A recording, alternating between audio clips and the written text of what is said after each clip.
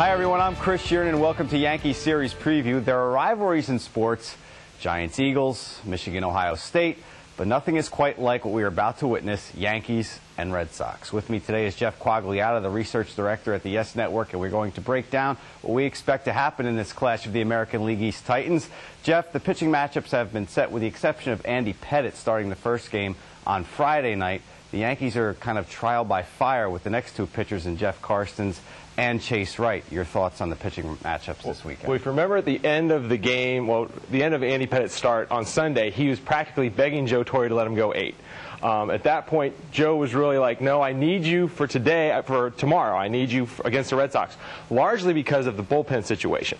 I wouldn't be surprised to see Andy go 8 innings against the Red Sox because they really need him to, because you're going to get out of Jeff Karstens probably no more than 5 innings, 6 if you're really lucky, and Chase Wright, a left-hander at Fenway Park, you don't know what you're going to get, especially this is his second career start against the Red Sox at Fenway Park. If he goes 5, they'll be happy to get that. Then you're going to go right to the bullpen. So they're going to need all they can get out of Pettitte in the first game. So your prediction basically is the bullpen is going to be taxed on this weekend for the Yankees in Fenway. If you weren't sure who the bullpen was before this series, you're definitely going to know who they are now. All right, so we also have a very interesting thing happening here, too, in that the Red Sox have the best ERA in the American League, and the Yankees have the best batting average in the American League.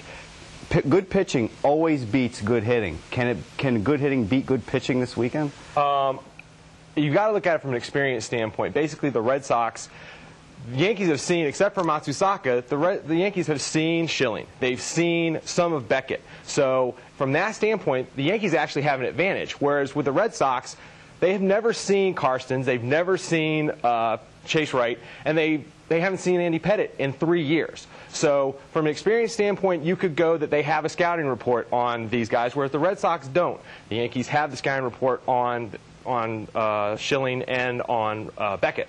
So I think good hitting can beat good pitching in this case. Well, we will definitely see this weekend when the Yankees meet the Red Sox up at Fenway. Now, the Yankees have the best batting average in the American League, batting .280. The Red Sox are at .248, so their pitching's doing very well. They're hitting not so good overall, but in the clutch with runners in scoring position, they're doing really well. That is correct. In the American League and runners in scoring position, the Red Sox are hitting .317, which is second best in the American League.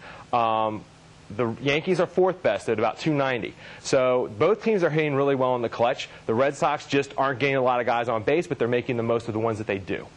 All right, Jeff, our last topic today is David Ortiz, Manny Ramirez. What's the situation with them, and what can we expect from them this weekend? Well, up until just recently, Manny hadn't hit a home run. It was the game coming into the series that Manny hit his first home run of the season. Now, whether that's a trend that's going to start, whether he's going to get hot right before he starts against the Yankees, we don't know. But right now, he's not giving any protection to David Ortiz. And if Manny continues not to hit, well, the Yankees aren't going to pitch to Ortiz. At least they're going to avoid it at all costs. But we've seen in the past where they've gone ahead and pitched to him, even though Manny wasn't doing anything. But right now, Ortiz is really hot. He's hitting well above 300. Manny's hitting below 200. So that could very easily tell you what's going to happen with Ortiz. He's going to get on base a lot. They're going to make Manny. And that is great news for the Yankee rookies that are going this weekend, and Chase Wright and Jeff Karstens, who isn't really a rookie, but he only had a handful of starts last year, so this is trial by fire for Correct. these two. And you've got to stick to the book a lot of times. You know, Joe Torre, when he's got more experienced starters, he's going to trust his starter. When you've got kids going up against them, you stick to the book a little bit more. You play a little bit more of a conservative game plan. At least that's what you can expect. We could talk about this on paper all week long for the rest of the year, but we know that it only matters when these two teams hit the field. Thank you for joining us on the first edition of Yankee Series Preview, exclusive to YesNetwork.com. Please be sure to check out the site for all the latest Yankees information. For Jeff Quagliata, I'm Chris Shearn. We'll see you next time, everybody.